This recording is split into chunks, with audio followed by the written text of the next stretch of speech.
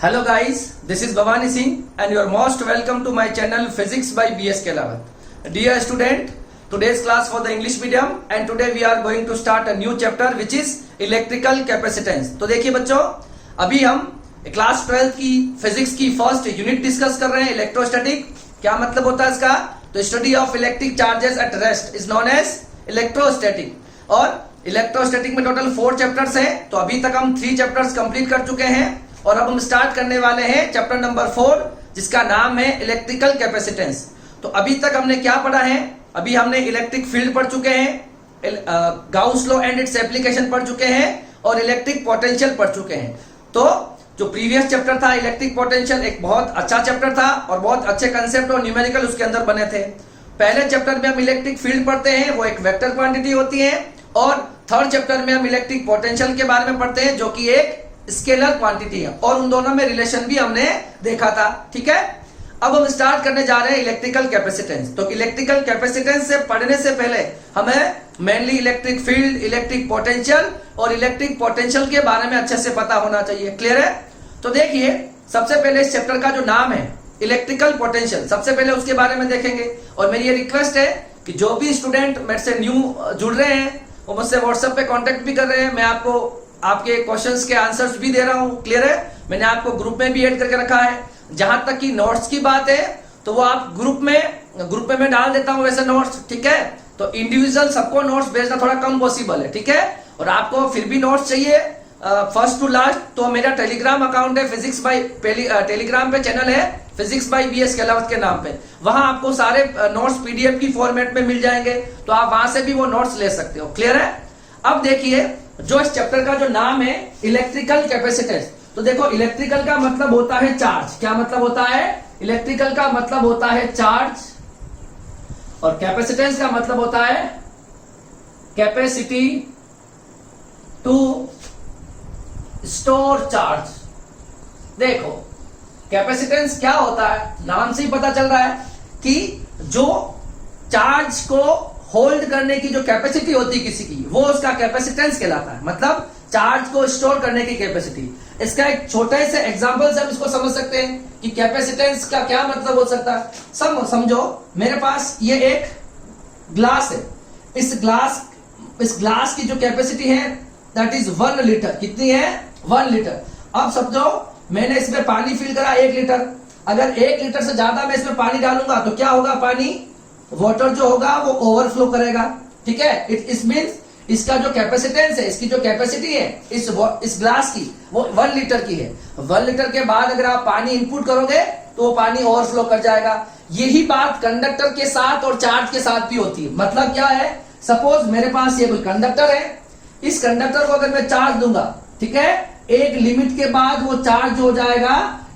ये कंडक्टर इस चार्ज को नहीं ले पाएगा और वो चार्ज क्या करेगा? ओवरफ्लो करेगा. क्या करेगा? ओवरफ्लो कह सकते हैं या इसे हम डिस्चार्ज कह सकते हैं. क्या कह सकते हैं? डिस्चार्ज. मतलब किसी भी कंडक्टर के पास चार्ज स्टोर करने की एक कैपेसिटी होती, उससे ज्यादा अगर हम उसको चार्ज देंगे तो वो चार्ज लीक करेगा, डिस्चार्ज करेगा. ठीक है, या ओवरफ्लो करेगा, कुछ भी कह सकते हो आप. क्लियर है? तो जितने भी कंडक्टर्स होंगे उन कंडक्टर के पास चार्ज को होल्ड करने की एक लिमिट होती है, कैपेसिटी होती है, जिसे हम उसका कैपेसिटेंस कहते हैं. इसका मतलब कैपेसिटेंस जो होगा वो उसकी साइज पर डिपेंड करेगा, है ना. शेप हो गया, साइज हो गया, उस पर डिपेंड करेगा. सर क्यों? कि देखो ये 1 लीटर की अगर है ग्लास तो इसमें 1 लीटर आ रहा है. अगर ग्लास इससे बड़ी लूंगा तो ज्यादा पानी आएगा. इसका मतलब उसकी कैपेसिटी बढ़ जाएगी. तो जितना बड़ा कंडक्टर होगा उसकी कैपेसिटी या उसका कैपेसिटेंस उतना ज्यादा होगा. कैपेसिटेंस और भी बहुत सारे जो होंगे प्रॉपर्टीज उस पर डिपेंड करेगा. बट अभी मैं साइज के बारे में बता रहा हूं. आपको पता चल रहा है कि अगर छोटा कंडक्टर है तो कम चार्ज अपने ऊपर ले पाएगा.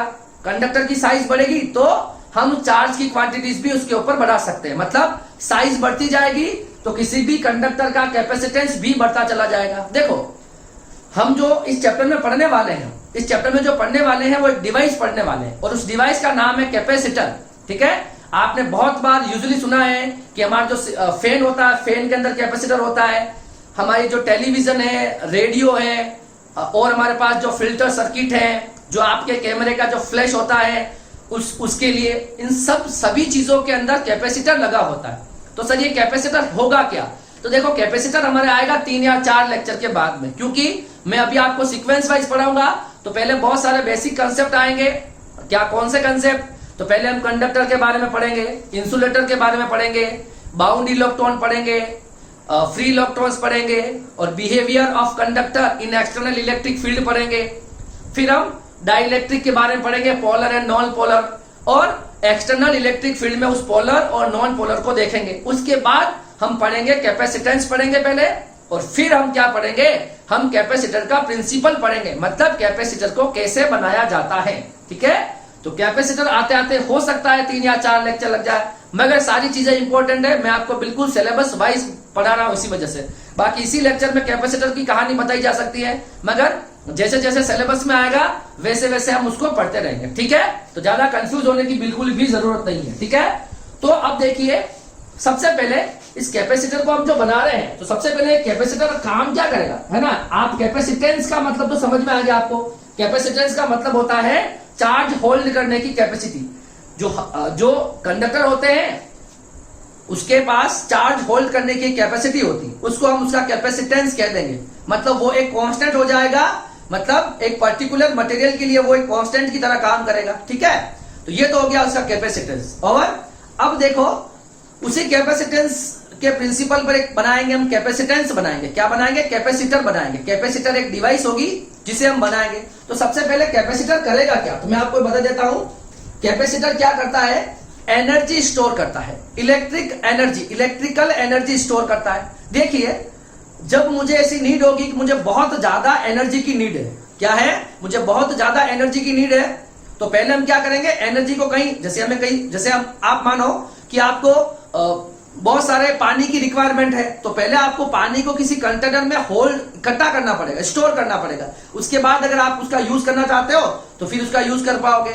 इसी तरह से अगर मुझे एनर्जी को स्टोर करना है, इलेक्ट्रिकल एनर्जी को स्टोर करना है, उसके लिए मैं एक डिवाइस बनाऊंगा जिसका नाम होगा कैपेसिटर। ठीक है, और सबसे बढ़िया बात यह है कि जितनी भी एनर्जी उस कैपेसिटर के अंदर आप स्टोर करवाओगे, जैसे जैसे उसको चार्ज दोगे आप, वैसे वैसे उसकी इलेक्ट्रिकल एनर्जी बढ़ती चली जाएगी, है ना? तो चार्ज जैसे ही आप उस कैपेसिटर को चार्ज दोगे, जैसे जैसे हम उसमें चार्ज की क्वांटिटी इंक्रीज करेंगे, वैसे वैसे आपका वर्क डन बढ़ता जाएगा। ठीक है ना? जब पहली बार मैं कोई चार्ज देता हूं तो मुझे वर्क डन नहीं करना पड़ता। जब दूसरी बार उसी प्लेट को चार्ज दूंगा तो पहला वाला चार्ज उसका अपोज करेगा, तो हमें वर्क डन करना पड़ेगा।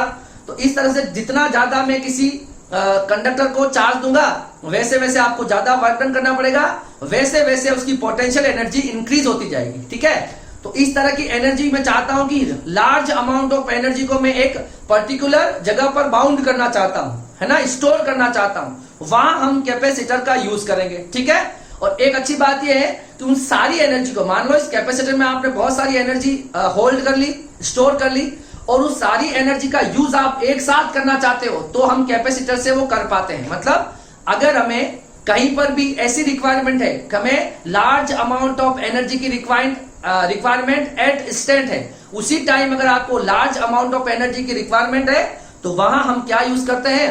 वहां हम कैपेसिटर यूज करते हैं। अब कैसे बनेगा, कैसे चार्ज होल्ड करेगा, वो सारी बातें हम आगे जो लेक्चर के फ्लो में जैसे जैसे आएगा वैसे वैसे हम पढ़ेंगे। ठीक है, ये छोटी सी इंट्रोडक्शन की बात थी तो मैंने आपको बता दी। ठीक है, तो देखो, in this chapter we discuss about the capacitor. A capacitor is used to store electrical energy and supply it at once when it required. मतलब पहले हम एनर्जी स्टोर कर लेंगे कैपेसिटर में, और जब भी आपको रिक्वायरमेंट होगी उस पूरी एनर्जी का एक साथ हम यूज कर पाएंगे। ठीक है, और इसको कहते हैं प्रोसेस ऑफ डिस्चार्जिंग। मतलब पहले आपको कैपेसिटर को चार्ज करना पड़ेगा, उसमें एनर्जी होल्ड करानी पड़ेगी, स्टोर करनी पड़ेगी, उसके बाद जब आपको उसकी रिक्वायरमेंट है आप इसका यूज कर पाओगे। ठीक है, बहुत सारे एग्जाम्पल है, टेलीविजन हो गया, रेडियो हो गया, कैमरा हो गया, camera flash, filter circuit etcetera. तो बहुत सारी ऐसी डिवाइसेस है, इलेक्ट्रॉनिक डिवाइसेस है जहां हमें कैपेसिटर की रिक्वायरमेंट होती है। क्लियर है? जहां हमें ज्यादा अमाउंट में एनर्जी की रिक्वायरमेंट होगी वहां हमें कैपेसिटर चाहिए। जैसे कि एक एग्जांपल मैं बता दूं आपको अभी, जैसे कैमरा होता है, कैमरे का जो फ्लैश होता है, जब आप फोटो क्लिक करते हो तो एक साथ बहुत ज्यादा लाइट निकलती है। अब वो लाइट कहां से आती है? इतनी ज्यादा लाइट तो होती नहीं कैमरे के पास, क्योंकि कैमरे के अंदर तो बहुत छोटे से सेल लगे रहते हैं। अब वो वाली सेल इतनी करंट प्रोड्यूस नहीं कर सकते कि इतनी लार्ज अमाउंट में जो लाइट एनर्जी है वो प्रोड्यूस कर पाए। तो पहले उसके अंदर उन जो सेल्स होते हैं, उस कैमरा में जो सेल होंगे, उन सेल से पहले कैपेसिटर चार्ज होगा। वो कैपेसिटर बहुत सारी एनर्जी होल्ड करेगा और फिर जब आप फोटो क्लिक करने के लिए बटन प्रेस करोगे, उसके साथ जो फ्लैश चलता है, उस फ्लैश के साथ वो सारी की सारी एनर्जी रिलीज होती है। इस तरह से आपको वहां पर इतनी ह्यूज अमाउंट में लाइट देखने को मिलती है। अगर कैपेसिटर नहीं होता है तो वैसा पॉसिबल नहीं है। एक और एग्जांपल, जैसे हमारे घर में जो कूलर होता है ना, जब हम कूलर को स्टार्ट करते हैं तो कूलर को स्टार्ट होने के लिए क्या होती है, बहुत ज्यादा एनर्जी की रिक्वायरमेंट होती है, बहुत ज्यादा इलेक्ट्रिकल एनर्जी चाहिए। तो वो भी कौन प्रोवाइड कराएगा, उसके अंदर कैपेसिटर लगा होता है, वो कैपेसिटर प्रोवाइड कराता है। हमारे जो सीलिंग फैन होते हैं उसके अंदर भी अगर वो उनके मोशन अगर स्लो हो जाते हैं, वो चलना धीरे धीरे चलना स्टार्ट करते हैं, हम कहते हैं कि कैपेसिटर खराब हो गया। मतलब उसमें कैपेसिटर की नीड होती है रेगुलर मोमेंटम देने के लिए। फैन को जब आप ऑन करोगे तो फैन स्टार्ट जब वो रेस्ट में होता है और जब वो चलने लगता है, उसको क्या चाहिए, बहुत ज्यादा एनर्जी चाहिए। और वो एनर्जी कौन देता है, कैपेसिटर देता है। ठीक है, सब अच्छे से पढ़ेंगे, ये सिर्फ इंट्रोडक्शन वाली बातें हैं, मैं बिल्कुल फ्लो के अंदर बहुत अच्छा पढ़ाऊंगा। ठीक है, जैसे ही आप ये पूरा चैप्टर खत्म होगा, आपके सारे डाउट और कंफ्यूजन दूर हो जाएंगे। ठीक है, मगर आपको रेगुलर और साथ साथ में पढ़ना होगा। तो ये तो हो जाएगी किसकी बात, ये हो जाएगी इंट्रोडक्शन की बात। अब हमें क्या पढ़ना है, हम 2 या 3 टॉपिक पढ़ना चाहते हैं। पहले वो है, हम कंडक्टर के बारे में पढ़ना चाहते हैं कि कंडक्टर क्या होता है और इंसुलेटर्स क्या होते हैं। सबसे पहले कंडक्टर के बारे में तो आप लोग सब जानते हो कि कंडक्टर क्या होता है, जिसके अंदर इलेक्ट्रिसिटी कंडक्ट हो सकती है ना। The conduct electricity is known as conductor. ठीक है, तो अब देखो हम स्टार्ट करते हैं कंडक्टर। ठीक है,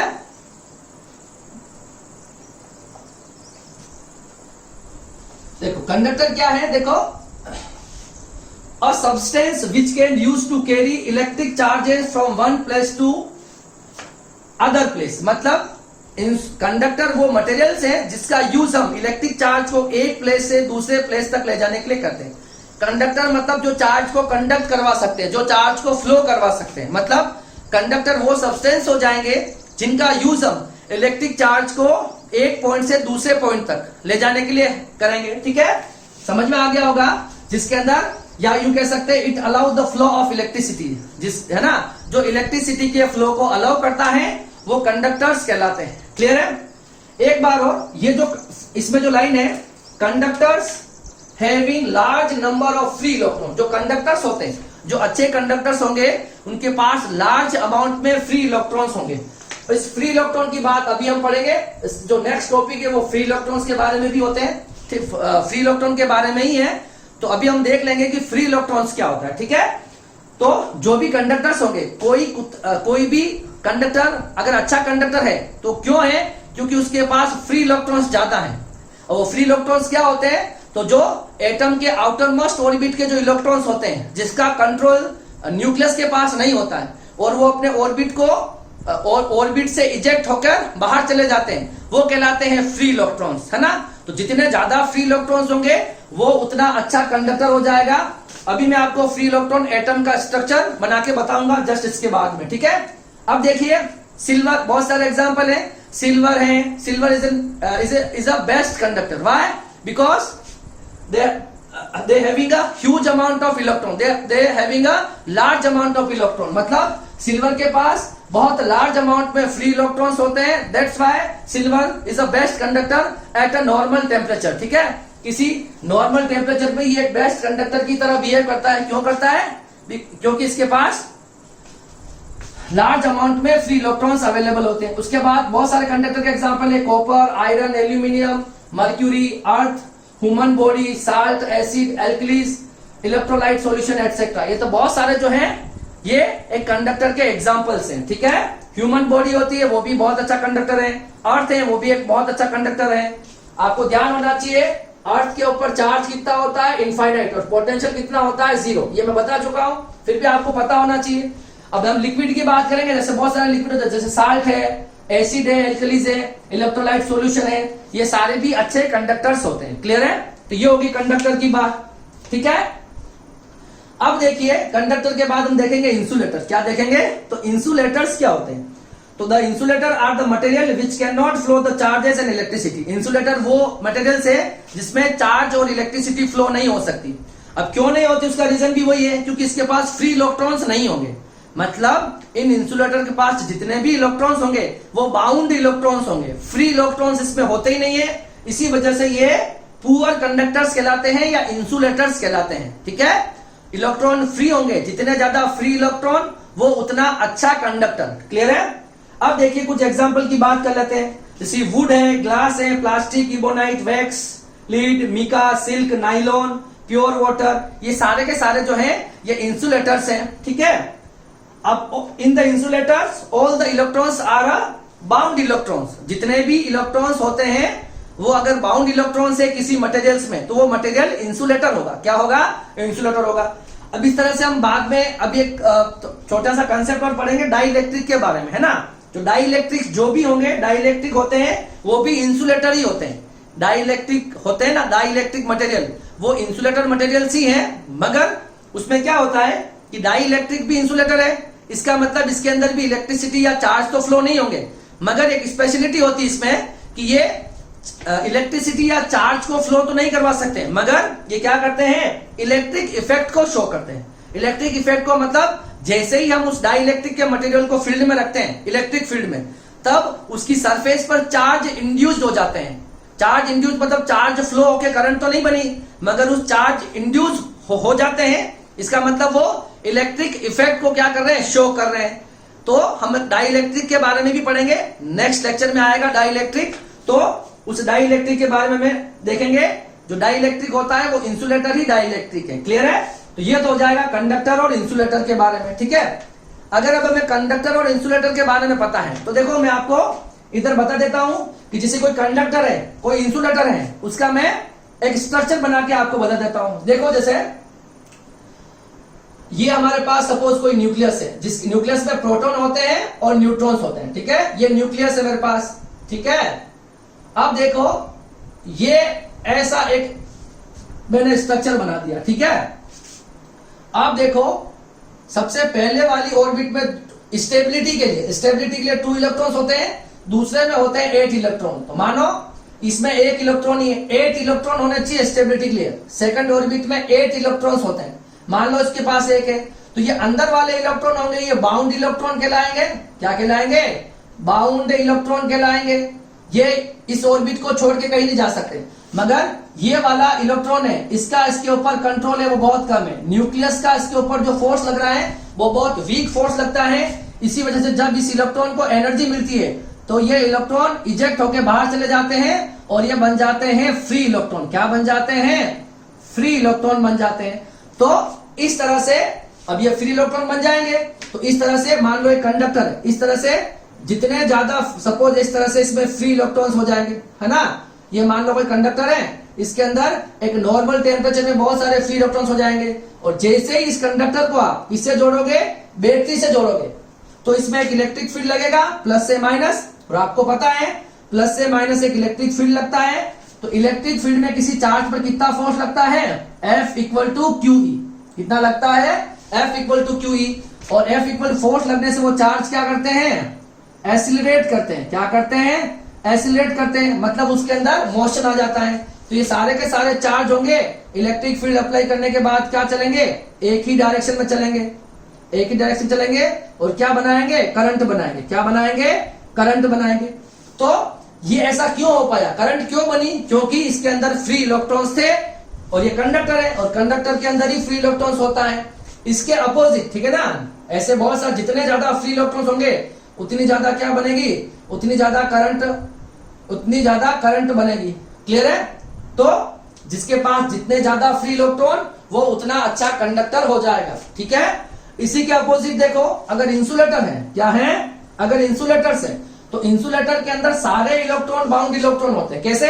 जैसे कोई भी मेरे पास इंसुलेटर, ये न्यूक्लियस हो गया, ये पहली ऑर्बिट है, उसके अंदर 2 इलेक्ट्रॉन है सपोज। ठीक है। ये दूसरी ऑर्बिट है, इसके पास मेरे पास टोटल 8 इलेक्ट्रॉन है। कितने हैं? 8 इलेक्ट्रॉन है। अब ये सारे के सारे बाउंड इलेक्ट्रॉन कहलाएंगे। ये अंदर वाले भी और बाहर वाले सारे के सारे क्या कहलाएंगे? बाउंड इलेक्ट्रॉन कहलाएंगे।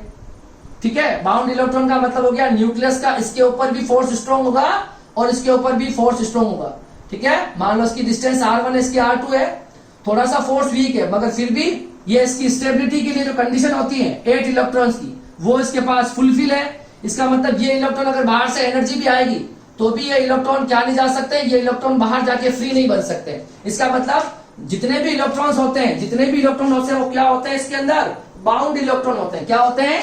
बाउंड इलेक्ट्रॉन होते हैं। अब बाउंड इलेक्ट्रॉन है, ये सपोज कोई इंसुलेटर है, इसको मैं बैटरी से कनेक्ट कर दूंगा, बैटरी से कनेक्ट कर दूंगा, यहाँ प्लस आया या माइनस आया, ये आपका इलेक्ट्रिक फील्ड। अब इलेक्ट्रिक फील्ड तो आ गया इसमें, मगर अंदर तो कोई फ्री इलेक्ट्रॉन ही नहीं है। जब फ्री इलेक्ट्रॉन नहीं तो फ्लो कौन होगा?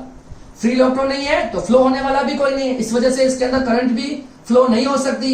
इसी वजह से इंसुलेटर में करंट फ्लो नहीं होती। और आपको पता है इलेक्ट्रिक फील्ड में लगाता हूं ना, जैसे कंडक्टर में मैंने इलेक्ट्रिक फील्ड लगाया था, तो इलेक्ट्रिक फील्ड के अपोजिट इलेक्ट्रॉन का मूवमेंट होता है। आपको याद होना चाहिए। वैसे ये इलेक्ट्रिक फील्ड है तो पॉजिटिव चार्ज इलेक्ट्रिक फील्ड के साथ रन करते हैं और नेगेटिव चार्ज होते हैं वो इलेक्ट्रिक फील्ड के अपोजिट मूव करते हैं। तो कंडक्टर में तो इलेक्ट्रॉन्स फ्लो क्यों हुए इलेक्ट्रिक फील्ड के अपोजिट? क्योंकि उसके पास फ्री इलेक्ट्रॉन्स थे। इंसुलेटर में तो कोई इलेक्ट्रॉन ही नहीं है, जब इलेक्ट्रॉन नहीं है तो करंट ही जीरो हो जाएगी। तो ये था कंसेप्ट कंडक्टर और इंसुलेटर के बारे में, ठीक है। अब देखिए हम थोड़ी सी स्टडी करेंगे about atom, free electron and bound electron, ठीक है। तो मैं एक स्ट्रक्चर बना रहा हूं और इस स्ट्रक्चर से आपको यह समझाने की कोशिश करूंगा कि बाउंड इलेक्ट्रॉन्स क्या होते हैं और फ्री इलेक्ट्रॉन्स क्या होते हैं, ठीक है। तो तब तक आप इसे कॉपी कर लीजिए। तो देखो अभी हमने इंट्रोडक्शन देखा है और हमने कंडक्टर और इंसुलेटर के बारे में देखा है। क्या था कंडक्टर? जिसके अंदर चार्ज फ्लो हो सकते हैं, उस मटेरियल को हम कंडक्टर कहेंगे, और जिसमें चार्ज फ्लो नहीं हो सकते उसे हम इंसुलेटर कहेंगे। कोई कंडक्टर अच्छा कंडक्टर क्यों कहलाता है? क्योंकि उसके पास नंबर ऑफ इलेक्ट्रॉन्स जो होते हैं वो लार्ज अमाउंट में होते हैं, ठीक है। और इंसुलेटर को हम इंसुलेटर्स क्यों कहते हैं या पुअर कंडक्टर क्यों कहते हैं? क्योंकि उसके पास number of free electrons zero होते हैं। या यूं कह सकते हैं कि इंसुलेटर के पास जितने भी इलेक्ट्रॉन्स होते हैं वो बाउंड इलेक्ट्रॉन्स होते हैं। तो नेक्स्ट जो हमारा टॉपिक आया है ये है फ्री इलेक्ट्रॉन्स और बाउंड इलेक्ट्रॉन्स के बारे में समझना है कि कौन से इलेक्ट्रॉन फ्री होते हैं और कौन से बाउंड इलेक्ट्रॉन्स होते हैं। तो सबसे पहले हम यहां पर एक एटॉमिक स्ट्रक्चर देखेंगे और एटम के अंदर इलेक्ट्रॉन और प्रोटॉन और न्यूट्रॉन्स की पोजीशंस क्या होती है वो देखेंगे। और फिर हमें यह देखना है कि कौन से इलेक्ट्रॉन्स जो होते हैं वो बाउंड इलेक्ट्रॉन्स होते हैं और कौन से फ्री इलेक्ट्रॉन्स होते हैं। क्लियर है? और इन जो एटॉमिक स्ट्रक्चर है इसमें जो फोर्सेस लगते हैं वो कौन कौन से फोर्सेस लगते हैं और किस टाइप के फोर्सेस लगते हैं वो भी हम देखेंगे। तो देखो यहां पर हम फ्री इलेक्ट्रॉन और बाउंड इलेक्ट्रॉन के बारे में डिस्कस करेंगे, मगर पहले देखो हम इस एटॉमिक स्ट्रक्चर से पूरी की पूरी कहानी को समझ सकते हैं। देखो अगर आपको एटम का स्ट्रक्चर पता है, वैसे एटॉमिक जो हमारे पास एटॉमिक फिजिक्स है तो हम 12th में भी इस एटम के बारे में कंप्लीट वापस पढ़ने वाले हैं, बट फिर भी अभी की बात है तो अभी देखो शॉर्ट में जैसे न्यूक्लियस होता है, ठीक है। जो सेंटर पार्ट होता है एटम का वो न्यूक्लियस होता है और न्यूक्लियस के अंदर कौन होते हैं? तो न्यूक्लियस के अंदर प्रोटॉन्स होते हैं जिस पर पॉजिटिव चार्ज होता है और न्यूक्लियस में न्यूट्रॉन होते हैं जिस पर कोई चार्ज नहीं होता, न्यूट्रल होते हैं। तो न्यूक्लियस के अंदर कौन होते हैं? प्रोटॉन्स और न्यूट्रॉन। अब ये होते हैं, ये कहलाते हैं ऑर्बिट। ये जो सर्कुलर ऑर्बिट आपको दिख रहे हैं इन ऑर्बिट्स में कौन मूव करते हैं? ये मूव करते रहते हैं, मूव भी करेंगे और उसकी एनर्जी के अंदर कोई लॉस नहीं होता। विदाउट एनर्जी लॉस ये इन ऑर्बिट्स में रिवॉल्व करते रहते हैं। ये होते हैं इलेक्ट्रॉन सपोज, ठीक है। तो ये होते हैं इलेक्ट्रॉन्स। सपोज मैंने पहले वाले ऑर्बिट में 2 इलेक्ट्रॉन बनाए और 2 के बाद जब तीसरा इलेक्ट्रॉन आएगा तो उस इलेक्ट्रॉन को सेकंड वाले ऑर्बिट में जाना होगा। तो ये अभी पोजीशंस मैंने बता दी। अब बात करेंगे सबसे पहले हम न्यूक्लियस की। किसकी बात करेंगे? सबसे पहले हम न्यूक्लियस की बात करेंगे कि न्यूक्लियस में क्या होता है। सबसे पहले साइज जो होती है वो न्यूक्लियस की वो 10⁻⁻15 मीटर होती है, बहुत छोटी साइज होती है। ये न्यूक्लियस की साइज होती है। अब न्यूक्लियस में होते कौन है? तो न्यूक्लियस में जो अवेलेबल होते हैं वो होते हैं न्यूट्रॉन। कौन होते हैं? न्यूट्रॉन्स जो है ना। और कौन होते हैं? प्रोटॉन्स। और कौन होते हैं? प्रोटॉन्स, ठीक है। अब देखो ये तो न्यूट्रॉन और प्रोटॉन की बात होगी। अब बात करेंगे हम कि इस न्यूट्रॉन पर चार्ज कितना है? चार्ज ऑन न्यूट्रॉन होता है 0 क्योंकि न्यूट्रल होता है, और चार्ज ऑन प्रोटॉन होता है प्लस 1.6 10⁻⁻19। अच्छा, अगर ये न्यूट्रॉन और प्रोटॉन है तो इनके अपने मासेस भी होंगे, तो मास ऑफ प्रोटॉन और मास ऑफ न्यूट्रॉन कितना होता है? 1.67 10⁻27 किलोग्राम। तो ये होगी न्यूक्लियस की इंफॉर्मेशन। अच्छा, अब न्यूक्लियस के अंदर जो नेचर होता है ना, फोर्स लगता है न्यूक्लियस में, इन सबके बीच में आपस में क्या लगता है? फोर्सेस लगता है, आपस में भी लगता है और प्रोटॉन और न्यूट्रॉन्स के बीच में भी लगता है। इस फोर्स का जो नेचर होता है वो क्या होता है? अट्रैक्शन का होता है ना। फोर्स ऑफ अट्रैक्शन लगता है किसमें? न्यूक्लियस में। अब वो प्रोटॉन और प्रोटॉन के बीच में लग सकता है, न्यूट्रॉन न्यूट्रॉन के बीच में लग सकता है, प्रोटॉन और न्यूट्रॉन के बीच में लग सकता है, ठीक है ना। जब किन्हीं भी दो मॉलिक्यूल की बीच की डिस्टेंस अगर 10⁻⁻15 से भी कम हो जाएगी, वो कहां चले जाएंगे? न्यूक्लियस में। अब न्यूक्लियस में वो सिमिलर चार्ज क्या करते हैं? रिपेल करते हैं, डिसिमिलर चार्ज अट्रैक्ट करते हैं, ऐसा कुछ भी नहीं होगा, ठीक है। न्यूक्लियस के अंदर चाहे प्रोटॉन प्रोटॉन हो, दोनों प्लस है तो भी फोर्स ऑफ अट्रैक्शन लगेगा, प्रोटॉन और न्यूट्रॉन से तो भी फोर्स ऑफ अट्रैक्शन, और न्यूट्रॉन न्यूट्रॉन है उनके बीच में भी फोर्स ऑफ अट्रैक्शन लगता है। क्लियर है? तो ये होती है न्यूक्लियस की पूरी स्टोरी, ठीक है। और ये जो होता है, ये जो फोर्स होता है स्ट्रॉन्ग फोर्स है। क्या है? स्ट्रॉन्ग फोर्स है। इसका मतलब न्यूक्लियस को ब्रेक करना बहुत मुश्किल है, क्योंकि इसके जो जितने भी प्रोटॉन्स और न्यूट्रॉन्स होते हैं वो आपस में बाउंड रहते हैं, बहुत ज्यादा अमाउंट में प्रोटॉन्स और न्यूट्रॉन्स होते हैं, और वो सारे इतनी सी जगह पर रहते हैं 10⁻⁻15 मीटर में। मतलब इनके बीच में लगने वाला अट्रैक्शन फोर्स बहुत ज्यादा स्ट्रॉन्ग होता है, इसीलिए न्यूक्लियस को ब्रेक करना बहुत मुश्किल है। यह तो हो जाएगी किसकी बात? न्यूक्लियस की बात। और अब बात करेंगे हम ऑर्बिट्स की। किसकी बात करेंगे? ये जो ऑर्बिट दिख रहे हैं आपको, इनर ऑर्बिट, इसको बोलते हैं इनर ऑर्बिट्स। ये जो ऑर्बिट है दैट इज इनर ऑर्बिट, और जो बाहर वाला उसको कहते हैं आउटर ऑर्बिट्स। बहुत सारे ऑर्बिट हो सकते हैं, मगर हमने एक समझने के लिए कॉमन डायग्राम बनाया है, ठीक है। अब ऑर्बिट्स में कौन रिवॉल्व करते हैं? इलेक्ट्रॉन्स रिवॉल्व्स, है ना। इसकी एनर्जी देखो, ये घूमते भी रहेंगे और इनकी एनर्जी भी लॉस नहीं होती, ठीक है। ये सारी बातें आगे वापस आ जाएगी। तो इलेक्ट्रॉन इसमें रिवॉल्व करते हैं। तो बात कर लेते हैं हम इलेक्ट्रॉन के नेचर की, ठीक है। तो इलेक्ट्रॉन पर जो चार्ज होता है वो नेगेटिव होता है, एंड दैट इज -1.6 10⁻⁻19 कूलम, ठीक है। इसी तरह से इलेक्ट्रॉन का जो मास होता है, mass of electron that is 9.01 10⁻31 kilogram. ये इलेक्ट्रॉन का क्या होता है? मास होता है। अब देखिए, प्रोटॉन पर पॉजिटिव है और इलेक्ट्रॉन्स पर क्या होता है? इलेक्ट्रॉन पर क्या होता है? इलेक्ट्रॉन पर होता है नेगेटिव। क्या होता है? नेगेटिव चार्ज होता है। अब बात करते हैं इनके लगने वाले फोर्सेस की। तो देखो, जो इनर ऑर्बिट्स वाले इलेक्ट्रॉन्स होते हैं इन्हें हम जनरली बाउंड इलेक्ट्रॉन्स कहते हैं। क्या कहते हैं? ये आपके क्या बन जाएंगे? Bound electrons. इनको बाउंड इलेक्ट्रॉन्स क्यों कहेंगे? क्योंकि देखो, इस पर कौन सा चार्ज हो गया? देखो, ओवरऑल प्रोटॉन और न्यूट्रॉन से, प्रोटॉन पर पॉजिटिव चार्ज है, न्यूट्रॉन पे कोई चार्ज नहीं है, तो ओवरऑल इसमें रहते थे प्रोटॉन और कौन रहता है? न्यूट्रॉन, और ओवरऑल चार्ज इस पे हो जाएगा पॉजिटिव। तो न्यूक्लियस का जो चार्ज होता है वो पॉजिटिव होता है, क्योंकि सारे प्रोटॉन है, न्यूट्रॉन भी है, मगर न्यूट्रॉन पे कोई चार्ज नहीं है। तो देखिए, ये इलेक्ट्रॉन्स है, सपोज ये इनर ऑर्बिट का इलेक्ट्रॉन है और ये है, इस पर माइनस चार्ज, इस पर प्लस चार्ज है, तो इन दोनों के बीच में क्या लगता है? इनको कहते हैं इंटर एटॉमिक फोर्स। क्या कहते हैं? इंटर एटॉमिक फोर्स कहते हैं इसको। न्यूक्लियस और इलेक्ट्रॉन के बीच में लगने वाला फोर्स, इंटर एटॉमिक फोर्स। अगर ये इनर ऑर्बिट है, ये फोर्स बहुत स्ट्रांग होता है, और ये जो इलेक्ट्रॉन्स होते हैं ये इनकी ऑर्बिट्स में ही रहते हैं हमेशा। मतलब अगर न्यूक्लियस और इसके बीच में स्ट्रांग फोर्स रहेगा तो न्यूक्लियस इसको कभी भी बाहर जाने नहीं देगा। मतलब ये इलेक्ट्रॉन इनके ऑर्बिट को छोड़कर बाहर नहीं जा सकता। इसी वजह से इन इलेक्ट्रॉन्स को हम क्या कहते हैं? इन इलेक्ट्रॉन को हम बाउंड इलेक्ट्रॉन कहते हैं। क्या कहते हैं? बाउंड इलेक्ट्रॉन बोल देंगे।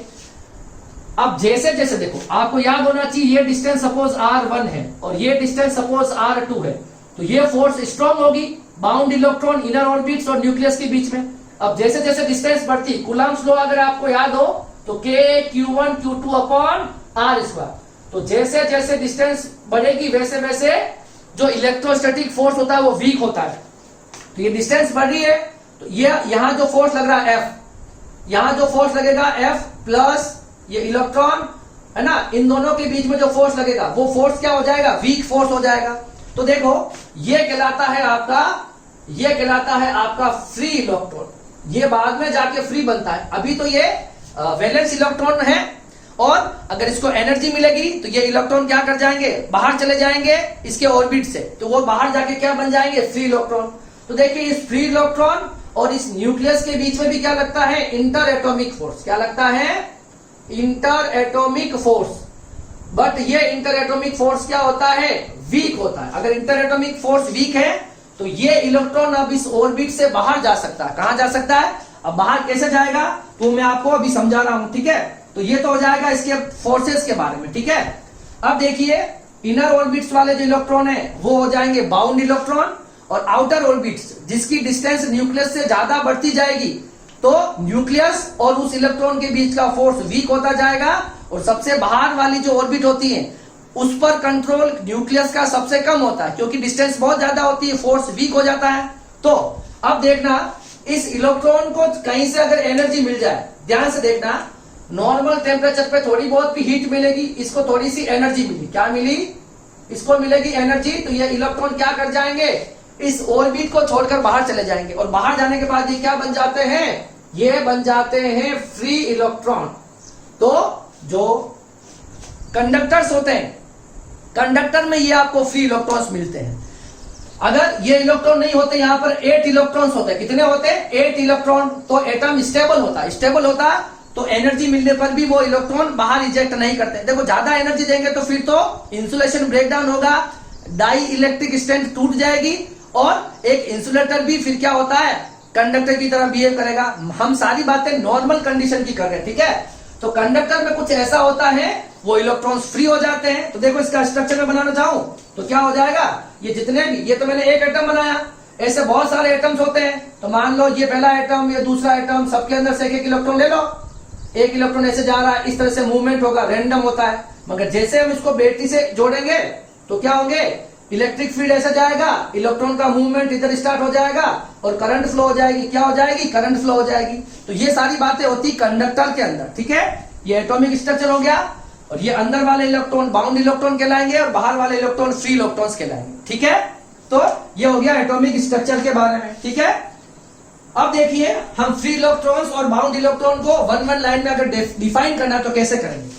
These electron can freely move within substance but cannot escape from substance boundaries. This electron is called free electron. मतलब देखो सुनो, ध्यान से सुनना, ये अगर कंडक्टर है, ध्यान से देखना, और इसका सपोज ये फ्री इलेक्ट्रॉन है, ठीक है। यहां से मिलती है एनर्जी, क्या मिली है, यहां से सपोज मिली है एनर्जी। एनर्जी मिलेगी तो ज्यादा एनर्जी आके ये इलेक्ट्रॉन कहां आ जाएगा, ये बाहर आ जाएगा। मतलब इसके ऑर्बिट से तो ये इजेक्ट हो गया, ये इसका ऑर्बिट था, इस ऑर्बिट से ये इजेक्ट हो गया, मगर अभी भी ये इलेक्ट्रॉन कहां रहेगा, under the boundary of conductor, इस कंडक्टर के अंदर ही रहेगा। ये कंडक्टर से बाहर नहीं जा सकता, है ना। बाद में कुछ मेथड्स आएंगे तो हम बाहर भी ले जा सकते हैं, मगर हाँ ऐसी नॉर्मल कंडीशन में कभी भी ये इलेक्ट्रॉन जो होगा, ये इलेक्ट्रॉन को एनर्जी मिलेगी, ये इलेक्ट्रॉन इसकी ऑर्बिट को छोड़कर बाहर आ जाएगा, ये इलेक्ट्रॉन बन जाएगा फ्री इलेक्ट्रॉन। क्या बन जाएगा, फ्री इलेक्ट्रॉन। और फ्री इलेक्ट्रॉन होने के बाद भी ये इसका जो मूवमेंट होगा, है ना, ये इसका मूवमेंट उस कंडक्टर की बाउंड्रीज के अंदर ही होगा, ये इसकी बाउंड्री को छोड़कर बाहर नहीं जा सकता। तो ये जो है ये होता है कंडक्टर, और इसके अंदर जो बन जाते हैं बहुत सारे फ्री इलेक्ट्रॉन्स बन जाते हैं। क्यों बनते हैं मैंने बता दिया, एनर्जी मिलेगी, और एनर्जी मिलते ही वो इलेक्ट्रॉन उस ऑर्बिट को छोड़ के बाहर चले जाएंगे, क्योंकि उसका कंट्रोल न्यूक्लियस पर, न्यूक्लियस का उस फ्री इलेक्ट्रॉन पर कंट्रोल बहुत कम होता है। क्यों कम होता है, क्योंकि इलेक्ट्रोस्टैटिक फोर्स डिस्टेंस बढ़ने से वीक हो जाता है। फाइन। अब बात करेंगे बाउंड इलेक्ट्रॉन। तो the electron which present in inner orbits and having strong attractive force, वो वाले इलेक्ट्रॉन जो इनर ऑर्बिट्स में रहते हैं और स्ट्रॉन्ग अट्रैक्टिव फोर्स लगता है न्यूक्लियस के साथ, इसको हम कहते हैं बाउंड इलेक्ट्रॉन, ठीक है। तो इंसुलेटर के अंदर जितने भी इलेक्ट्रॉन्स होंगे वो बाउंड इलेक्ट्रॉन होंगे, और कंडक्टर के पास कोई अच्छा कंडक्टर कब बनेगा, जिसके पास जितने ज्यादा फ्री इलेक्ट्रॉन्स होंगे वो उतना अच्छा कंडक्टर होगा, ठीक है। तो मैंने अभी आपको 4 छोटे से कंसेप्ट बताए हैं, conductor, insulator, free electron and bound electron. अब हम क्या देखेंगे, अब आपको कंडक्टर के बारे में आप जानते हो, अब उस कंडक्टर को अगर मैं एक्सटर्नल इलेक्ट्रिक फील्ड में प्लेस करूं, किसी कंडक्टर को अगर मैं एक्सटर्नल इलेक्ट्रिक फील्ड में प्लेस करूं तो उसका क्या क्या बिहेवियर होगा वो कुछ हम पॉइंट पढ़ लेते हैं। ठीक है, तब तक आप इसे कॉपी कर लो।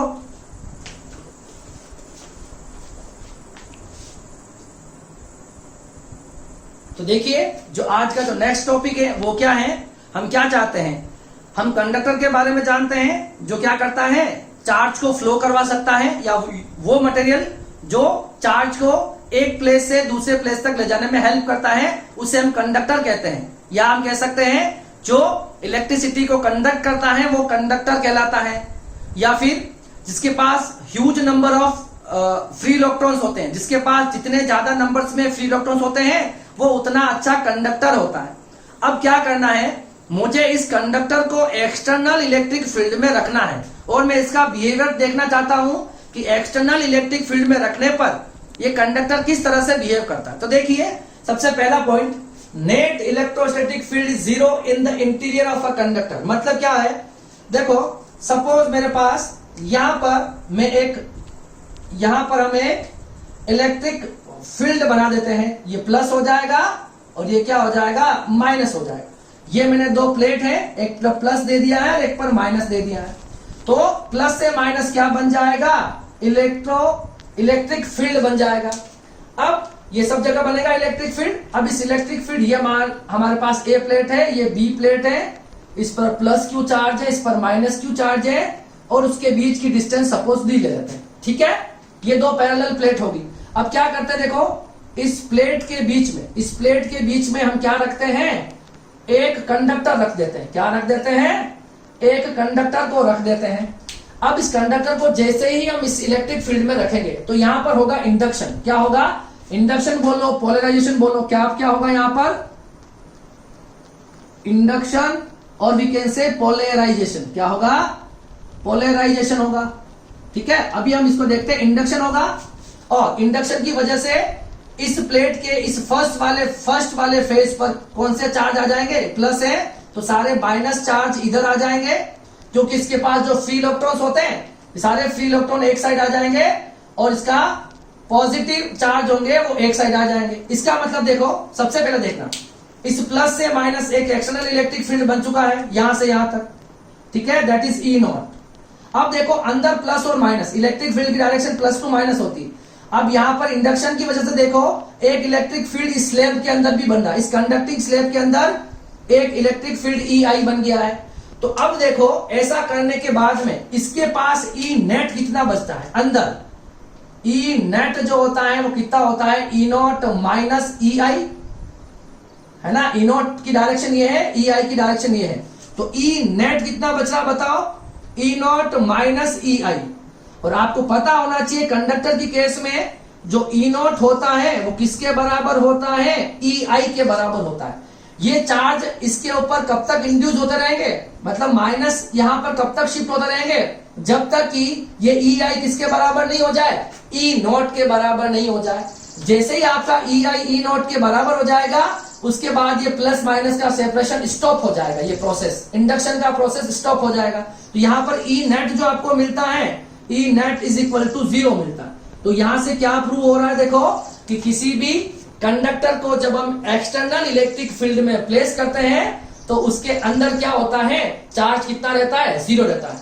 तो हमेशा इलेक्ट्रोस्टैटिक में किसी कंडक्टर को चार्ज दोगे तो चार्ज उसकी सरफेस पे चला जाता है और अंदर जो इलेक्ट्रिक फील्ड हमेशा कितना रहता है, 0 रहेगा। ये 0 क्यों हुआ पता चल गया, जब आपने एक्सटर्नल इलेक्ट्रिक फील्ड दिया है, ई नॉट की डायरेक्शन ये इंडक्शन हुआ, इसके फर्स्ट और सेकंड दोनों एंड पर ये जो आपने स्लेब रखी है, स्लेब है ना, हमने कंडक्टिंग स्लेब रखी है, इस कंडक्टिंग स्लेब के एक एंड पर प्लस एक एंड पर माइनस आ जाएगा और ई नॉट के अपोजिट एक इलेक्ट्रिक फील्ड आ जाएगा और ये ई आई कब तक बढ़ता रहेगा, जब तक इसकी वैल्यू ई नॉट के बराबर नहीं हो जाए और नेट इलेक्ट्रिक फील्ड अंदर 0 होता है। ये हो गया पहला पॉइंट, कोई दिक्कत वाली बात नहीं है। अब देखो दूसरा point, just outside the surface of a charge conductor electric field is normal to the surface. क्या मतलब हुआ, ये यूं कह रहा है कि अगर ये कोई कंडक्टर है, सपोज ध्यान से देखना, अगर ये कंडक्टर है और इस कंडक्टर की सरफेस को मान लेंगे हम यहाँ पर ds, और कंडक्टर की सरफेस से इलेक्ट्रिक फील्ड जो होता है वो हमेशा क्या होता है,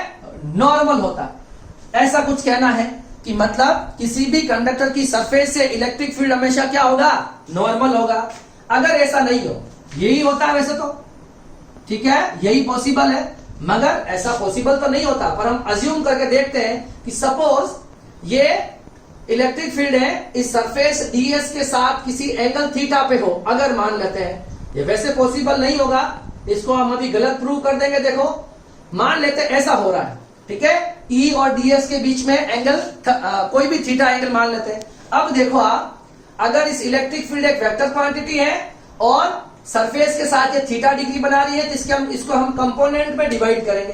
कंपोनेंट में डिवाइड करेंगे तो ये वाला कंपोनेंट हो जाएगा E cos थीटा और ये वाला कंपोनेंट हो जाएगा E sin थीटा। क्या हो जाएगा, E के दो कंपोनेंट हो जाएंगे। तो ऐसा करने से, है ना, तो हम क्या मान लेते, देखो लेट एंगल बिटवीन, सपोज है मान रहे, let angle between E and ds is theta degree, is theta, ठीक है।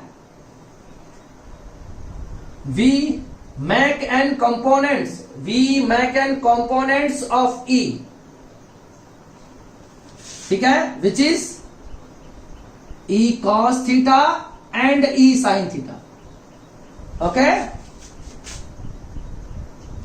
E cos theta and E sin theta. Here E cos theta, here E cos theta is parallel or tangential, parallel or tangential with ds, with ds, मतलब E cos theta जो होगा वो ds के parallel आ जाएगा। अब देखो इसका मतलब इस वाली जगह पर इसकी सरफेस पर भी क्या आ चुका है, इलेक्ट्रिक फील्ड आ गया। क्या आ गया, इलेक्ट्रिक फील्ड आ चुका है। क्यों आया, क्योंकि E cos थीटा आ गया।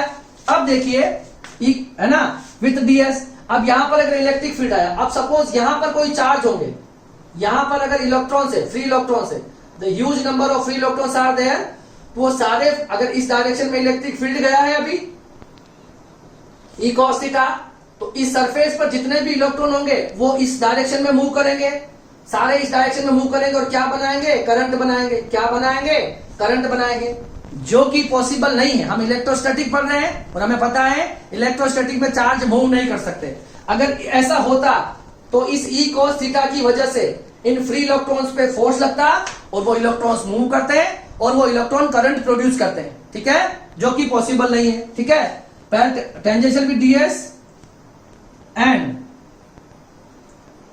it exert force on free electron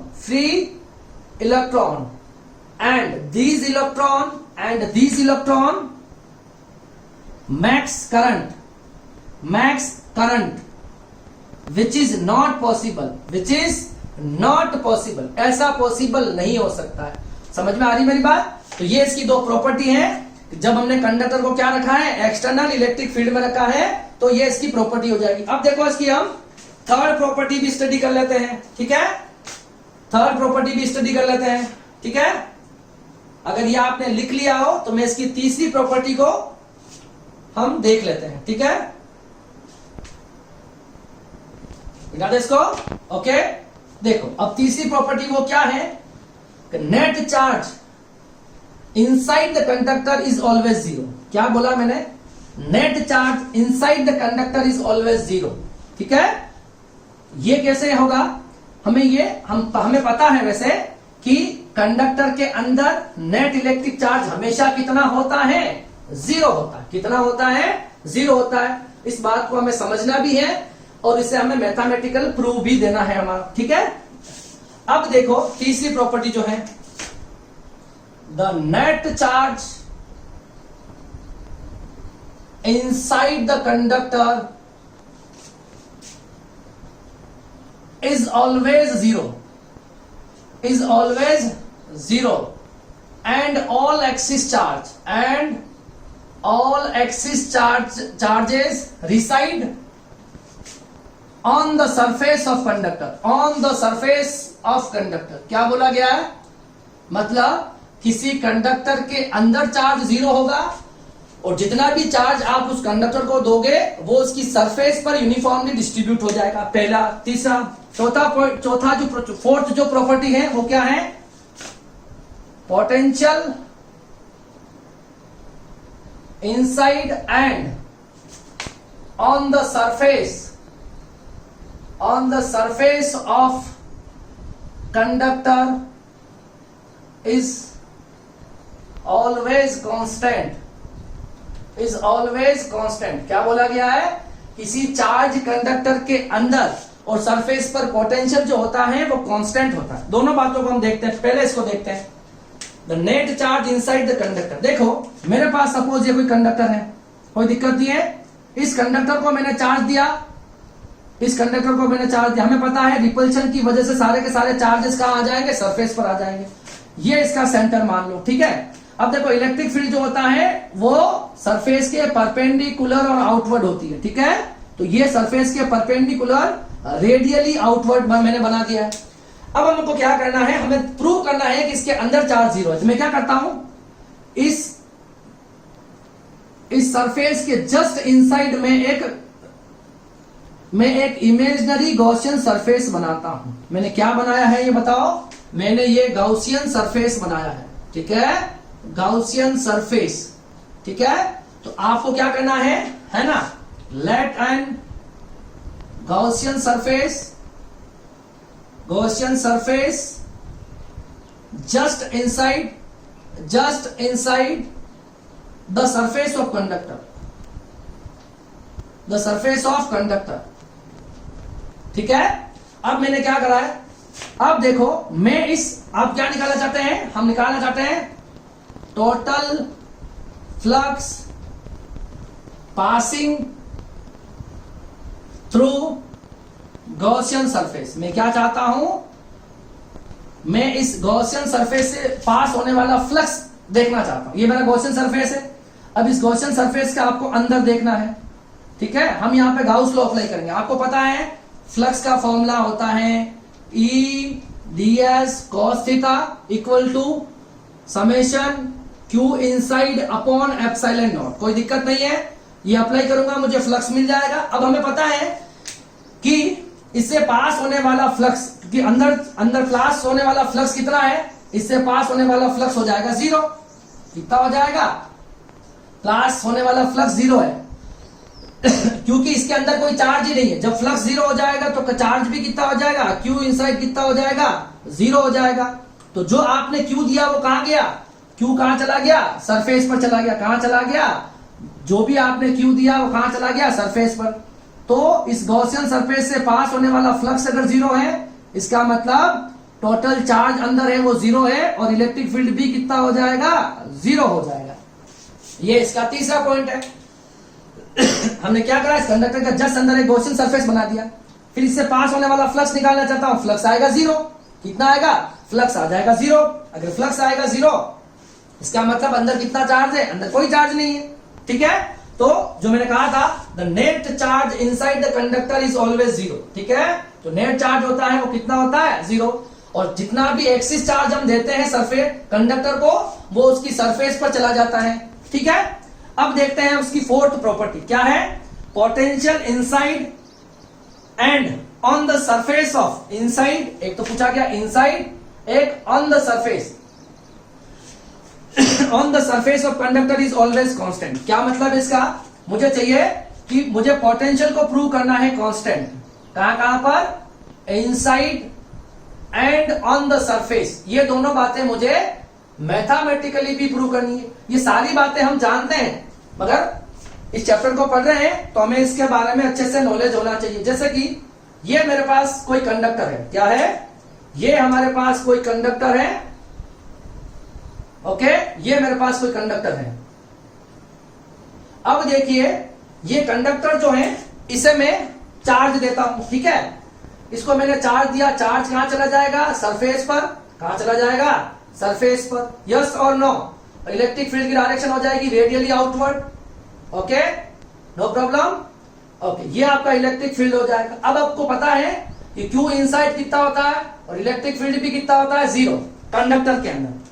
अब हमें ये बात प्रूव करनी है तो हमें पता है पोटेंशियल ग्रेडियंट के बारे में। किसके बारे में? पोटेंशियल ग्रेडियंट के बारे में। क्या होता है बताओ? इलेक्ट्रिक फील्ड जो होता है वो चेंज इन पोटेंशियल या rate of change in potential का नेगेटिव होता है। नेगेटिव का मतलब क्या होता है कि पोटेंशियल की डायरेक्शन में इलेक्ट्रिक फील्ड की डायरेक्शन ये है, तो इलेक्ट्रिक फील्ड की डायरेक्शन में पोटेंशियल क्या करता है? ड्रॉप करता है। क्या करता है? ड्रॉप। ये सारी बातें हम पढ़ चुके हैं, तो अभी यहां डिस्कस नहीं करेंगे। अभी बात करेंगे, देखो हम बात करेंगे, ये फॉर्मूला इसमें अप्लाई करो। इलेक्ट्रिक फील्ड कितना हो गया? देखो माइनस dv अपॉन dr, और इस E को मैं इधर ट्रांसफर कर देता हूं, माइनस को उधर ट्रांसफर कर दूंगा। ठीक है, अब E कितना है बताओ? E कितना है इसके लिए? 0 है, तो dv upon dr equal to 0। अब ये बताओ आप, जैसे मैं यहां लिखता हूं d बाई dx ऑफ 1 कितना आता है? 0 आता है। किसी भी कांस्टेंट का डिफरेंशिएशन कितना आता है? 0। अगर यहां पे इसका डिफरेंशिएशन 0 है, तो ये वाली क्वांटिटी v को क्या होना चाहिए? v को होना चाहिए कांस्टेंट। भाई d बाई dx 1 0 है, क्यों हुआ? किसी भी कांस्टेंट का डिफरेंशिएशन 0 है। अब यहां पर रिजल्ट अगर 0 आ रहा है, इट मींस यहां पर v क्या होगा? v क्या होगा? यहां पर v हो जाएगा हमारे पास कांस्टेंट हो जाएगा। ठीक है, तो v यहां पर भी कांस्टेंट है, मतलब यहां पर v क्या है? कांस्टेंट है। और यहां पर भी क्या हो जाएगा? सरफेस पर भी v कांस्टेंट हो जाएगा। इसीलिए मैं कहता हूं कि किसी कंडक्टर की जो सरफेस होती है वो इक्विपोटेंशियल सरफेस होती है। इसके हर पॉइंट पर पोटेंशियल क्या होता है? किसी भी चार्ज कंडक्टर की या कंडक्टिंग चार्ज की, है ना, सॉरी, किसी भी कंडक्टर को अगर मैंने चार्ज दे रखा है तो उसकी जो सरफेस होगी वो क्या होगी? वो इक्विपोटेंशियल सरफेस होगी। ये इसका एक एग्जांपल है, इक्विपोटेंशियल सरफेस। ठीक है, तो किसी चार्ज कंडक्टर की जो सरफेस होती है उसके हर पॉइंट पर पोटेंशियल सेम होता है, इस वजह से हम इसको इक्विपोटेंशियल सरफेस कहते हैं। आपको पता होगा इक्विपोटेंशियल सरफेस क्या होती है ना? Each and every point the potential will same is known as equipotential surface, and there is no work done to move a test charge on a equipotential surface. मतलब किसी टेस्ट चार्ज को equipotential surface में एक point से दूसरे point तक ले जाने के लिए कोई वर्क डन नहीं करना पड़ता। ठीक है ना, तो ये इसके चारों पॉइंट है, आप इसको कॉपी करो, फिर हम इसके नेक्स्ट पॉइंट को डिस्कस करते हैं। तो देखिए, अब जो नेक्स्ट प्रॉपर्टी जो बिहेवियर है किसी कंडक्टर का इलेक्ट्रिक फील्ड में, वो क्या है उसको देख लेते हैं। Electric field at the surface of charge conductor is proportional to the surface charge density. ये कहना चाहता है कि किसी भी कंडक्टिंग चार्ज पर जो इलेक्ट्रिक फील्ड होता है वो सरफेस चार्ज डेंसिटी के डायरेक्टली प्रोपोर्शनल होता है। इसके लिए क्या करते हैं, हम क्या लेते हैं, ये मैंने एक कंडक्टर ले लिया, ठीक है, और इस कंडक्टर पे क्या डिस्ट्रीब्यूट कर दिया? इस कंडक्टर पर चार्ज डिस्ट्रीब्यूट। ठीक है, ये कंडक्टर हो गया, इसकी विड्थ मान सकता हूं मैं कुछ भी, और इस पर चार्ज डिस्ट्रीब्यूट है। अब देखो हमें क्या करना है, हमें ये प्रूव करना है। इसके लिए हम क्या करते हैं, मैं इस कंडक्टर के बाहर एक पॉइंट लेता हूं, अंदर एक पॉइंट लेता हूं, ठीक है, और मैं क्या करता हूं, यहां पर मैं एक सिलेंड्रिकल गॉसियन सरफेस ड्रॉ कर देता हूं। ये क्या बनाई मैंने, ये मेरी बनी है गॉसियन सरफेस, ये मेरी बनी है सिलेंड्रिकल गॉसियन सरफेस। ठीक है, अब देखो यहां पर देखो, यहां इनसाइड जो होता है वो इलेक्ट्रिक फील्ड 0 होता है। ठीक है, अब देखिए हमें क्या करना है, मैंने यहां पर S1, ये S2 हो जाएगी, और ये S3, ये तीनों सरफेस हो गई। अब हमको क्या करना है, इलेक्ट्रिक फील्ड और एरिया वेक्टर बनाना है। देखो यहां पर तो इलेक्ट्रिक फील्ड हो जाएगा 0, इनसाइड इलेक्ट्रिक फील्ड कितना होता है 0, और ये इसका एरिया वेक्टर। यहां पर सपोज ये ले लो इलेक्ट्रिक फील्ड E, और ये इसका एरिया वेक्टर। ठीक है, इस कर्व सरफेस, 3 सरफेस बनी इसकी, 2 तो क्रॉस सेक्शन एरिया, एक इसका कर्व सरफेस। ये बिल्कुल गाउस थ्योरम ही है, गाउस थ्योरम की जो एप्लीकेशन है वही है बिल्कुल, मगर समझाने के लिए वापस बता रहे हैं इसको। ठीक है, तो देखिए यहां पर थीटा कितना हो जाएगा, ई और के बीच में, ई और डीएस के बीच में 90 डिग्री, थीटा कितना हो जाएगा, यहां पर थीटा हो जाएगा 90 डिग्री। यहां पर देखो इलेक्ट्रिक फील्ड की डायरेक्शन आउटवर्ड हो जाएगी, ये इलेक्ट्रिक फील्ड की डायरेक्शन। अगर ये क्रॉस सेक्शन है, इसका एरिया वेक्टर भी आउटसाइड, ये देखो ये सिलेंडर है मार्कर, तो ये आउटसाइड हो जाएगा, तो ये हो जाएगा इसका, इसमें थीटा कितना हो जाएगा 0 डिग्री। ये पूरा हम अप्लाई करके देखते हैं हमें क्या रिलेशन मिलता है। हम चाहते थे टोटल फ्लक्स, तो पहली वाली सरफेस का फ्लक्स, दूसरी वाली सरफेस का फ्लक्स और तीसरी वाली सरफेस का फ्लक्स। पहली वाली सरफेस का फ्लक्स S1 ये हो जाएगा EDS cos थीटा, दूसरी वाली सरफेस का फ्लक्स EDS cos थीटा और तीसरी वाली सरफेस का फ्लक्स EDS cos थीटा। अब देखो सरफेस फर्स्ट के लिए तो E0 है, तो ये पहला तो पूरा ही 0 हो जाएगा। समझ में आ गया कि E0 है तो ये पूरी टर्म 0। सेकंड सरफेस के लिए E और DS में थीटा जो है वो 90 डिग्री है। कितना है? 90 डिग्री है। और cos 90 की वैल्यू होती है 0, तो ये वाली टर्म भी हो जाएगी 0। अब E को बाहर निकाल लो, कांस्टेंट है, और ये हो जाएगा DS और इन दोनों के बीच में है cos 0, ये हो जाएगा cos 0। तो फ्लक्स कितना हो गया? E इक्वल टू, अब देखो इसमें इस DS मिलाओगे सारे स्मॉल एलिमेंट को, तो क्या बन जाएगी? इसकी सरफेस बन जाएगी टोटल S और cos 0 की वैल्यू होती है 1। ये मेरा फ्लक्स का पहला फॉर्मूला आ गया। एक फ्लक्स में निकाल सकता हूं गाउस थ्योरम से। क्या निकाल सकता हूं? With help of Gauss theorem. क्या हो जाएगा flux? Q inside upon epsilon naught.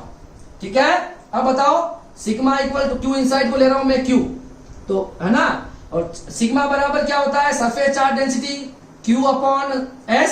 तो यहां से Q कितना हो जाएगा? Sigma into S।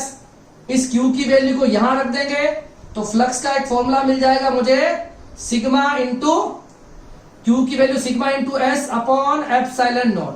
तो ये मेरे पास फ्लक्स का सेकंड फॉर्मूला मिल गया।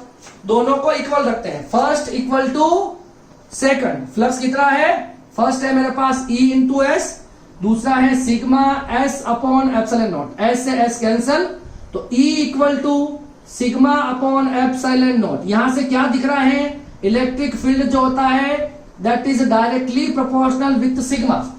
इलेक्ट्रिक फील्ड जो होता है वो सरफेस चार्ज डेंसिटी के डायरेक्टली प्रोपोर्शनल होता है, कोई दिक्कत नहीं है। और इलेक्ट्रिक फील्ड एक वेक्टर क्वांटिटी होती है, तो यहां हम n कैप लगा सकते हैं। ये हो जाएगा यूनिट वेक्टर जो इलेक्ट्रिक फील्ड की डायरेक्शन बताएगा, और इलेक्ट्रिक फील्ड की डायरेक्शन हमेशा सरफेस के रेडियली आउटवर्ड होती है ना, परपेंडिकुलर आउटवर्ड होती है। तो ये हो जाएगा आपके पास फिफ्थ पॉइंट, जिसमें मुझे ये प्रूव करना था और ये हमारे पास आ गया है। अब जो सिक्स पॉइंट है वो क्या है? देखो, electric field is 0 in the cavity of a hollow charge conductor. क्या बोला गया है? अगर हमें किसी होलो कंडक्टर के अंदर कोई कैविटी दे रखी, क्या होती है कैविटी? तो देखो नॉर्मल मेरे पास सपोज ये कोई कंडक्टर है, ठीक है, और इसके अंदर ये एक कैविटी दे रखी, ये एक होलो पार्ट दे रखा है, ये पूरा एक सॉलिड पार्ट है, ठीक है, ये पूरा कंडक्टर है, और ये अंदर वाली जो साइड है दैट इज कैविटी। इसको क्या बोलते हैं? हम कैविटी बोलते हैं, ठीक है। तो ये हमारे पास क्या हो जाएगी? कैविटी हो जाएगी। अब देखिए, अगर मैं इस कंडक्टर को चार्ज देता हूं तो क्या होता है? ये चार्ज कहां पर आ जाएगा बताओ? इसकी सरफेस पर। कभी भी इसके अंदर कहीं चार्ज नहीं रहेगा, चाहे ये सरफेस है तो इसके पास भी चार्ज नहीं रहेगा, ठीक है। चार्ज को कहां आना होगा? चार्ज यहां पर भी नहीं रहेगा, चार्ज सारा सरफेस पर आ जाएगा। कहां पर आ जाएगा? सरफेस पर आ जाएगा। तो electric field is the 0 in the cavity of hollow charge conductor. ये हमें प्रूव करना है कि इस कैविटी के अंदर भी इलेक्ट्रिक फील्ड 0 होता है। अब आपको ये तो पता चल गया क्या है? Electric field is always 0 inside the charge conductor. Inside the charged conductor, किसी भी चार्ज कंडक्टर के अंदर इलेक्ट्रिक फील्ड कितना होता है? 0। इसके लिए मैं क्या करता हूं? देखो, इसके लिए हम क्या करते हैं? ये जो कैविटी दे रखी, ये सॉलिड पार्ट है, समझ में आ गया? ये होलो पार्ट है। इस कैविटी के जस्ट आउटसाइड में एक गॉसियन सरफेस बना देता हूं। क्या बना देता हूं? यहां पर हम ड्रॉ करते हैं गॉसियन सरफेस। तो यहां पर मैंने ये जो ड्रॉ की है दैट इज गॉसियन सरफेस। मैंने एक गॉसियन सरफेस बना दी है।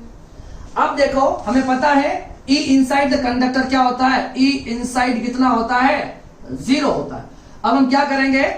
ड्रॉ अ गॉसियन सरफेस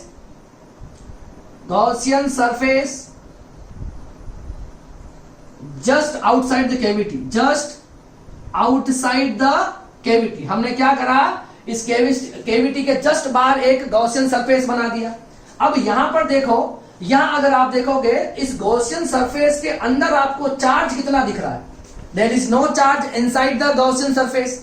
इसका मतलब जब आप यहां गॉस थ्योरम अप्लाई करोगे, E dot ds Q inside upon epsilon naught, है ना, तो चार्ज इनसाइड, तो Q इनसाइड जो है ये कितना है, 0 है। इस गॉसियन सरफेस के अंदर आप देखोगे ये पूरी कैविटी होगी, इस गॉसियन सरफेस के अंदर चार्ज कितना हो गया, 0। अगर गॉसियन सरफेस के अंदर चार्ज 0 है तो अगर Q इनसाइड 0 है तो इलेक्ट्रिक फील्ड इंटेंसिटी भी कितनी हो जाएगी, 0। इसका मतलब इस कैविटी के अंदर इलेक्ट्रिक फील्ड इंटेंसिटी हो जाएगी 0। समझ में आ रहा है? मतलब अगर यहां पर कुछ भी रखा गया होगा और बाहर से अगर कोई इलेक्ट्रिक फील्ड आता है तो कभी भी इसको अफेक्ट नहीं करेगा, इसको डैमेज नहीं करेगा। समझ में आ रहा है? ये कैविटी जो है, ये अपना हमारे पास एक कंडक्टर था, कंडक्टर के बीच में सपोज कोई होलो पार्ट है ना, कोई होलो पार्ट है, इस होलो पार्ट में एक्सटर्नल इलेक्ट्रिक फील्ड अफेक्ट नहीं करेगा, जितना भी चार्ज होगा इसके ऊपर ऊपर रिसाइड करेगा, अंदर इलेक्ट्रिक फील्ड हमेशा कितना होगा, 0 होगा। मतलब सपोज अगर मुझे ऐसी कोई डिवाइस है जो एक्सटर्नल इलेक्ट्रिक फील्ड से अफेक्ट होती है, डैमेज होती है या खराब हो सकती है, उस तरह की डिवाइस को अगर मैं इसके अंदर रख दूं और बाहर से अगर इलेक्ट्रिक फील्ड आएगा तो भी ये क्या रहेगी, सेफ रहेगी। मतलब इसके ऊपर कोई डैमेज नहीं करेगी, क्योंकि अंदर इलेक्ट्रिक फील्ड कितना रहेगा, 0 रहेगा, तो ये डिवाइस आपकी सेफ रहेगी। ठीक है ना? तो इस तरह की डिवाइस को प्रोटेक्ट करने के लिए हम एक नेक्स्ट एक लेक्चर आएगा, इसके बाद का लेक्चर आ रहा है जस्ट, उस लेक्चर में हम सिर्फ एक टॉपिक पढ़ेंगे 10-15 मिनट का, वो होगा हमारे पास इलेक्ट्रोस्टैटिक शील्डिंग। क्या होगा? इलेक्ट्रोस्टैटिक शील्डिंग पढ़ेंगे। उसमें हम ये देखेंगे कि कैसे हम एक्सटर्नल इलेक्ट्रिक फील्ड से हम किसी डिवाइस को, है ना, प्रोटेक्ट कर सकते हैं। ठीक है?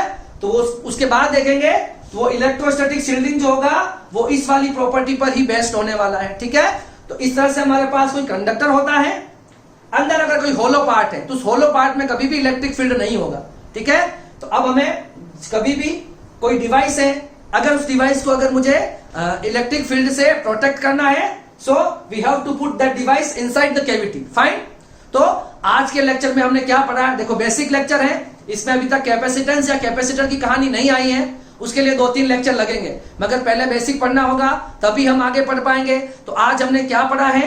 कंडक्टर्स के बारे में पढ़ा है, insulators, bound electrons, free electrons and the behaviour of conductor in external electric field. किसी भी कंडक्टर का एक्सटर्नल इलेक्ट्रिक फील्ड में क्या बिहेवियर होता है, तो उसके लिए मैंने आपको टोटल 6 प्रॉपर्टी आज समझाई है। ठीक है? तो आज का लेक्चर यही हम एंड करेंगे। जब हम नेक्स्ट लेक्चर में मिलेंगे तब हम एक छोटा सा टॉपिक पढ़ेंगे, इलेक्ट्रोस्टैटिक शील्डिंग। क्लियर है? तो आप मेरे चैनल के साथ बने रहिए, मेरे साथ बने रहिए। ठीक है? और रेगुलर चैनल के वीडियो जो आ रहे हैं उसको आप रेगुलर जरूर देखें। ठीक है? तब तक के लिए थैंक यू सो मच। अब मिलेंगे हम नेक्स्ट लेक्चर में।